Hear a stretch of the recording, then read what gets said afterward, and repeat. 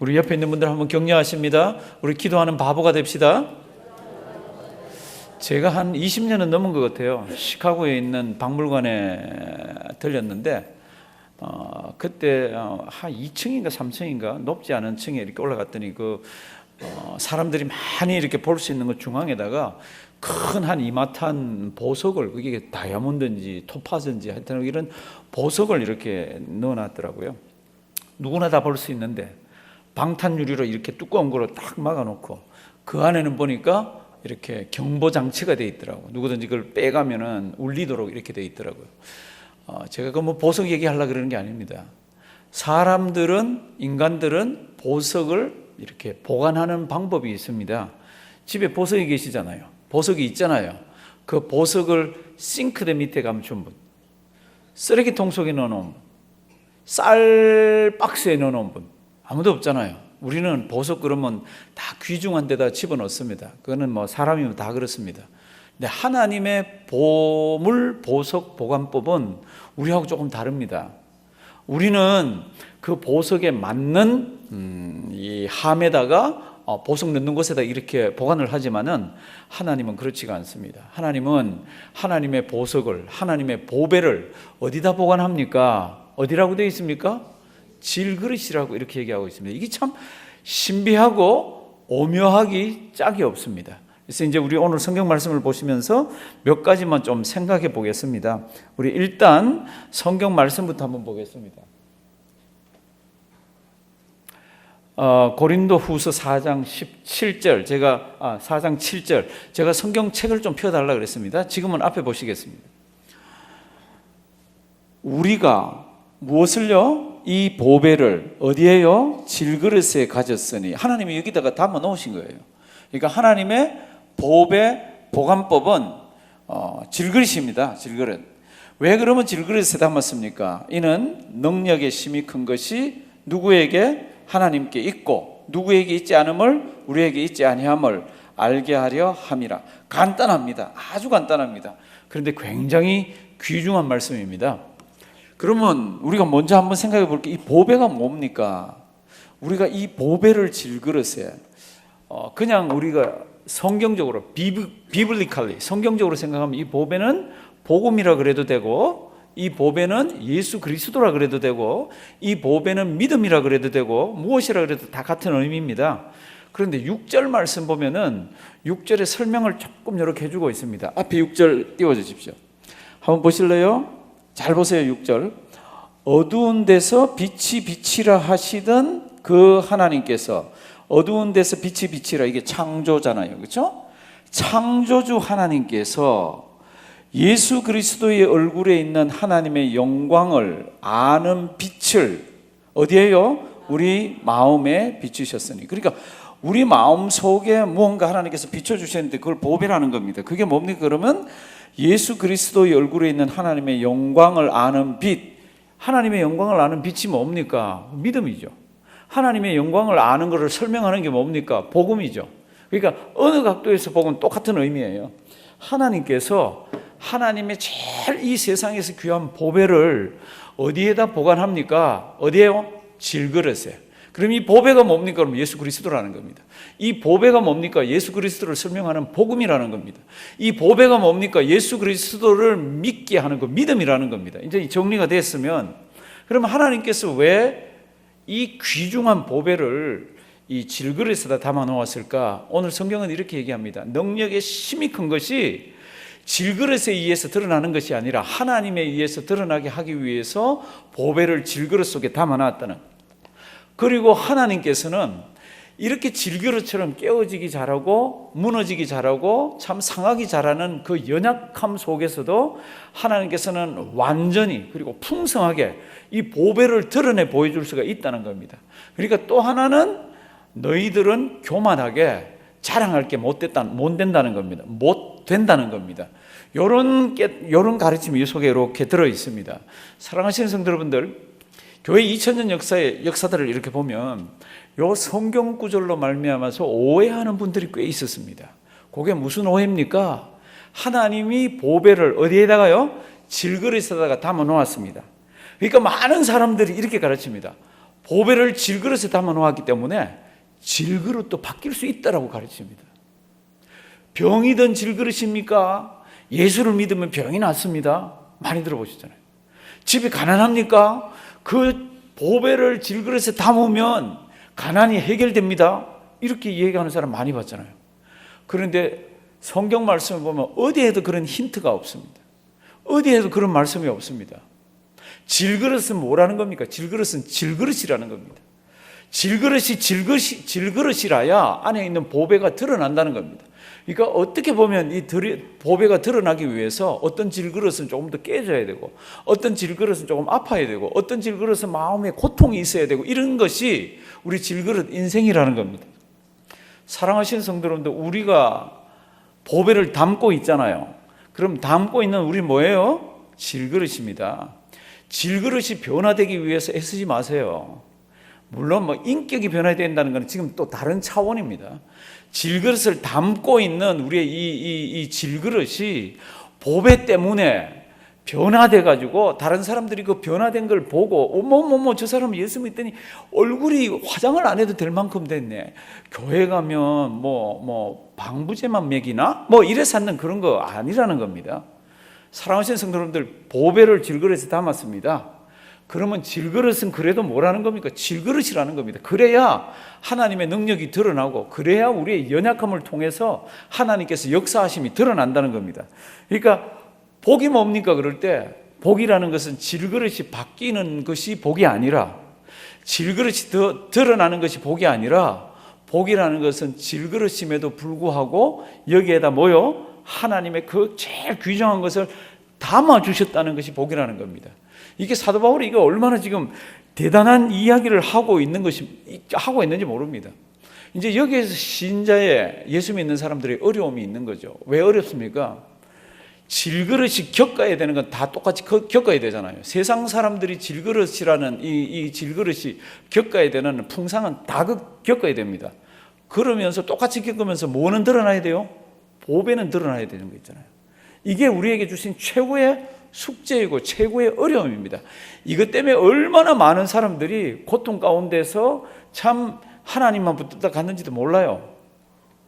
세상은 이 속에 있는 질그릇을 못 보니까 저들로 하여금 믿음을 버리게 하려고 그러면 어디를 쳐야 되는가, 육신을, 이 질그릇을 쳐야 된다는 걸 알아요. 그래서 고난과 고통이 얼마나 많이 왔는지 모릅니다. 이거를 망가뜨리면은 이 사람들이 보배를 버리리라, 보배를 생각도 안 하리라.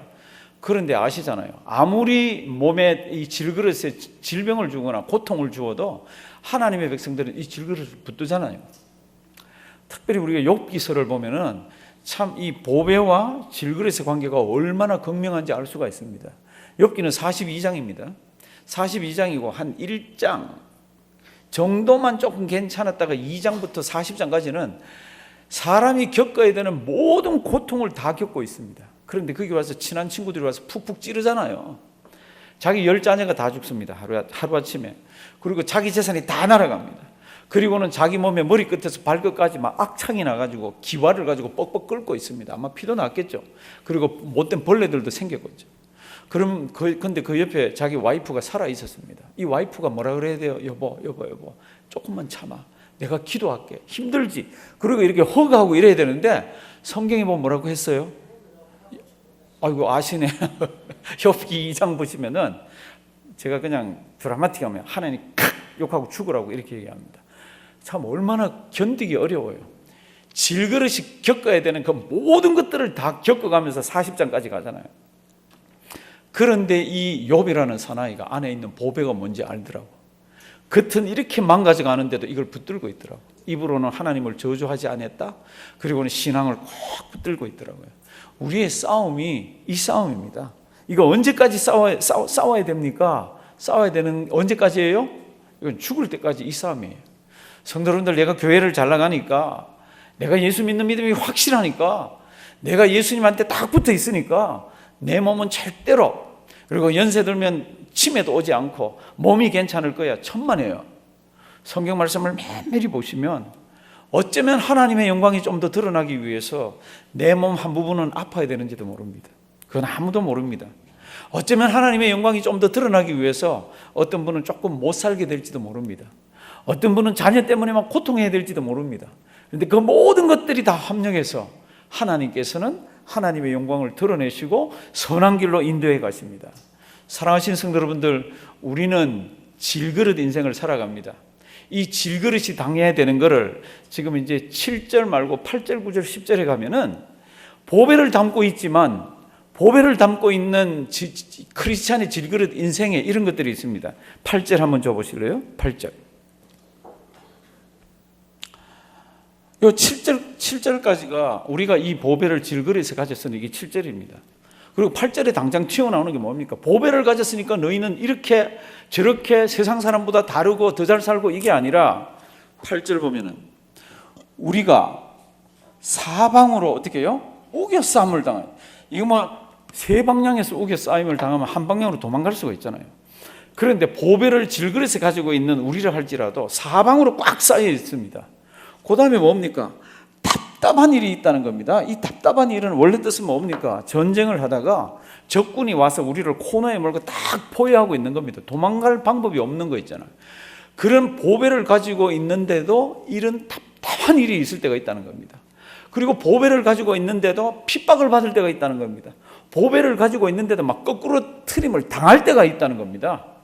그런데 성경을 또 잘 보시면 하나님께서는 그 질그릇이 다 망가져가는 그때에도 하나님께서는 보배를 가지고 있기 때문에 그 질그릇 인생이 우겨싸움을 당하여도 뭐요? 싸임을 당하지 아니하고 답답한 일을 당하여도 뭐요? 낙심하지 아니하고 그 다음 뭡니까? 핍박을 당하여도 버려지지 않고 그 다음 거꾸로 트림을 당하여도 뭐예요? 망하지 않고. 왜 그렇습니까? 끝까지 하나님께서는 보호해 주신다는 겁니다. 비록 질그릇은 망가지고 질그릇은 힘들고 어떨 때는 막 통곡하고 부르짖고 이렇지만은 이 보배 때문에 하나님께서는 우리를 보호하시고 인도해 주신다는 거예요. 세상 사람보다 더 잘 살게 해준다는 뜻이 아닙니다. 이렇게 살면서도 10절 말씀을 보면은 항상 그 보배를 가슴에 담고 있는 사람은 예수 죽인 것을 몸에 지니고 있습니다. 10절 다 같이 한번 읽어보실까요? 다 같이 한번 읽습니다.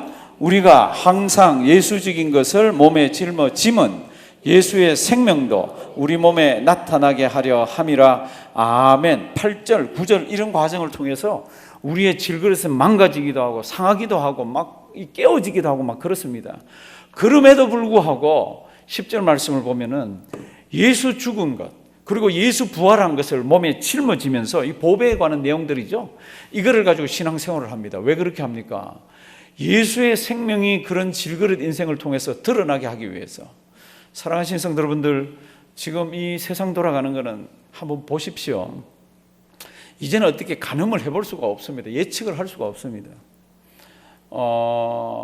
중국에서 얼마 전에 한 일주일인가 2주일 전에 지진이 났습니다.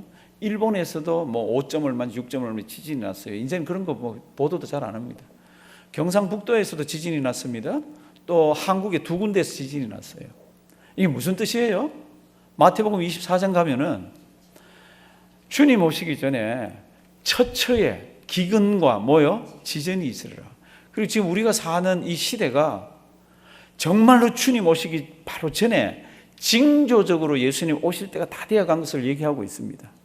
이럴 때 주님 무엇이라고 우리에게 부탁하고 있습니까? 깨어서 일어나 머리를 들고 내가 누군지 네가 죽으면 어디에 갈지 우리 주님 오실 날을 고대하면서 기다리라고 얘기하고 있지 않습니까? 그런데 그 다음 종말장들을 쭉 이렇게 읽어보면요, 우리 질그릇이 얼마나 고통을 당해야 되는지를 기록하고 있습니다. 보배를 담고 있다고요? 우리 질그릇 인생이 활짝활짝 피는 거 아닙니다. 정말로 어려움 당한 것을 얘기하고 있습니다. 사랑하시는 성도님들, 지금 기도하시며 지금 자녀들 믿음 잘 전수하시고 지금 예배 시간이 귀한 줄 아시고 지금 내 손에 성경책 읽을 때 읽으시고 지금 찬송 많이 하시고 지금 내 신앙을 잘 단단히 다듬어 놔야 됩니다. 왜요? 우리들 거의 모두 다가 예수 믿는 믿음을 잘 지키면 그 어려움이 있을 때는 질그릇에 관한 어려움이 들어옵니다. 보배를 말살시키기 위해서 질그릇에다 어려움을 줍니다. 이거 이겨내기가 얼마나 어렵습니까? 오히려 너 일로 와. 예수 안 믿으면 내가 살려주지. 예수 믿으면 죽일 거야. 그러면 총으로 땅 그러면 제일 좋죠. 그러면 뭐 고통도 금방 하잖아요. 그런데 그렇지가 않습니다. 교회 역사를 보면요, 얼마나 이 질그릇 어렵게 만드는지 모릅니다. 사랑하시는 성도 여러분들, 잊지 말길 바랍니다. 하나님이 그 아름다운 보배를 어디다 담아놨습니까? 질그릇 속에다 담아놨습니다. 질그릇 인생은 이 세상을 살아가는 원리가 이 속에 있는 보배가 있기 때문에 세상 살아가는 원리가 다릅니다. 그러니까 우리 주님이 뭐라 그럽니까? 너 혹시 살다가 누가 너 오른밤을 쫙 때리거들랑 어떻게 해요? 맨밤도. 우리 이거 외우지만은요, 이거요 거의 불가능한 얘기입니다. 불가능한 얘기예요. 그런데 질그릇 인생으로만, 그러니까 질그릇의 원리로만 보면 불가능한 이야기지만 보배를 담겨진 복음의 원리와 예수 그리스도의 원리로는 이게 가능하다는 얘기입니다. 저는 오른밤 왼밤보다 더 어려운 게 있다 그랬잖아요. 누가 겉옷을 달라 그러면 뭐까지 주라고요? 속옷까지. 난 겉옷 주라 그러면 주겠어. 속옷은 못 줄 것 같아요. 겉옷도 주고 속옷 주면 옷 다 벗는데 어떻게 줘요? 다 비유지만은 하나님 주님이 그렇게 하라 그러지만은 참 질그릇 인생의 보배 때문에 어려움 당하거나 살아가는 원리가 다른 것을 성경이 많이 기록하고 있습니다.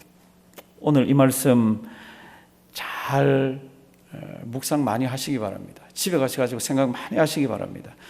내가 교회 2000년 역사 동안에 많은 실수를 범했던 여러 교회들의 그거를 나도 지금 범하고 있지 않은지. 제가 우리 장애인 친구들이 있습니다. 제가 전에 이런 말씀 한번 드렸습니다. 어느 모임에서 우리 교회 장애인 친구 있다 그랬더니 어떤 분이 펄쩍펄쩍 뛰면서 제 손을 꼭 붙잡고 막 이렇게 얘기합니다. 목사님 참 좋으시겠어요. 좋죠. 우리는 장애인 예배 때문에 참 좋아요. 근데 이분이 좋다 그러는 다른 얘기예요. 목사님이 기도하면서 능력으로 장애인 하나하나를 몸을 낫게 하면은 얼마나 하나님께서 영광 거두시고 얼마나 좋은 일이에요. 맞는 말이지. 그런데 하나님께서 어떨 때는 우리 인생이 이렇게 살아가도록 허락하시고 저렇게 살아가도록 허락하신 하나님의 방법들이 그대로 있습니다. 저는 우리 장애인 친구들이 우리보다도 복을 더 많이 받았다고 생각하는 사람이에요. 왜냐하면은 우리보다 어떨 땐 지능이 좀 못할 수도 있고 우리보다 조금 이해도가 낮을 수도 있지만 저들이 예수 그리스도를 믿고 예수 그리스도를 찬송하는 거는요, 우리보다 더 뜨겁습니다. 이거는 뭐 그걸 분석해서 그럼 다 알고 하는 거야? 모르고 하는 거야? 이거 없잖아요. 믿음의 세계는 우리 이 세상에 있는 것으로 분석해서 믿음의 세계를 높다 낮다 할 수 있는 게 아닙니다. 그가 전적으로 예수 그리스도를 붙들고 기뻐하면 그거는 기뻐하는 거예요. 진짜 우리보다 더 기뻐하는 거예요. 사랑하시는 성도 여러분들, 우리 질그릇으로 보면 장애인 친구들이 어쩌면 우리보다 조금 더 많이 상했을지도 모릅니다. 그런데 하나님의 관심은 질그릇이 아니잖아요. 하나님의 관심은 우리가 담고 있는 자기 아들 예수 그리스도잖아요. 우리 질그릇 다 망가집니다. 연세 드신 분들은 지금 많이 쓰셨어. 이제 뭐 타이어 갈듯이 아니면 뭐 자동차 하면 보우링 한다 그러나 이게 다 잡아 갈아 끼듯이 갈아 끼기도 하고 뭐 호수도 여기 호수 갈아 낀 분들 제가 많이 알아요.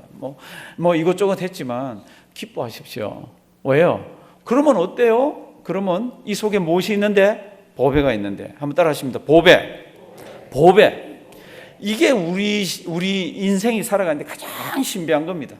그래서 이 질그릇을 가지고 보배를 담고 있는 인생은 몸이 망가지면서도 몸이 아픈데도 막 고통이 있는데도 입에서 뭐가 나옵니까? 찬송이 나오잖아요. 입에서 찬송이 나옵니다. 그 인생으로서는 이해할 수 없는 찬송입니다. 입에서 감사가 나오잖아요. 하나님 감사합니다. 하나님 감사합니다.